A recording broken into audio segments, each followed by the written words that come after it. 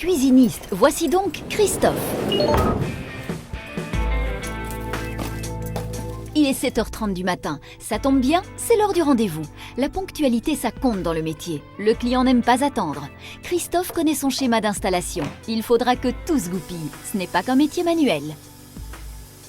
Il faut aussi avoir des idées, être réactif à des situations où on a un petit souci ou des plus gros soucis.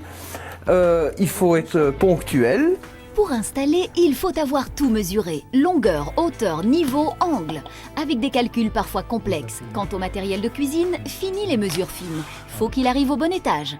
On a des moyens pour nous aider, on a des livreurs, on a des ascenseurs, on a des lifts. Les meubles sont démontés, débarrassés des portes, etc.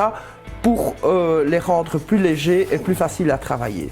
Si les éléments s'imbriquaient parfaitement dans les lieux, ce serait trop beau. Mais voilà, il faut ajuster. Christophe fait preuve d'une belle habileté.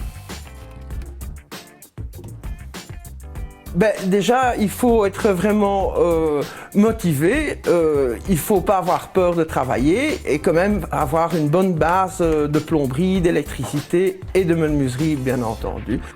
La pose du mobilier, qui est évidemment important, mais aussi tout ce qui tourne autour. Quand on parle d'un menuisier, on dit ok, il va faire que le meuble. Non, parce que quand on parle cuisine, on parle de caisson, pour éventuellement installer une hotte, on parle d'électroménager, donc on doit installer disons des électros, on parle de sanitaire, il y a la partie je dirais raccord d'un évier, le raccord d'un robinet, le raccord d'un lave-vaisselle, ce sont toutes des choses qui font partie intégrante du métier de poseur. Donc c'est pas uniquement disons de la menuiserie et de l'ébénisterie, il faut être assez polyvalent. J'ai fait des cours du soir pour devenir plombier chauffagiste. Et après, on m'a demandé de commencer à placer des cuisines. Voilà, la cuisine prend forme et ça donne de furieuses envies de gastronomie.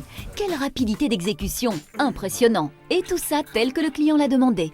Parfois, il y a des gens qui sont un peu plus difficiles, qui savent un peu moins ce qu'ils veulent. Et là, c'est à nous d'un peu s'adapter et de voir comment on va faire. On doit vraiment faire très attention, être vigilant, prévoir les problèmes. Et quand tout ça, on parvient à le faire, on a un top métier. Mon métier, c'est